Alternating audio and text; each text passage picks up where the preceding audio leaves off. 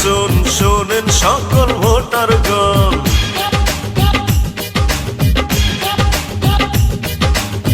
আইলো ইউপি নির্বাচন শোনেন সকল ভোটারগণ। আইলো আবার নির্বাচন শোনেন সকল ভোটারগণ।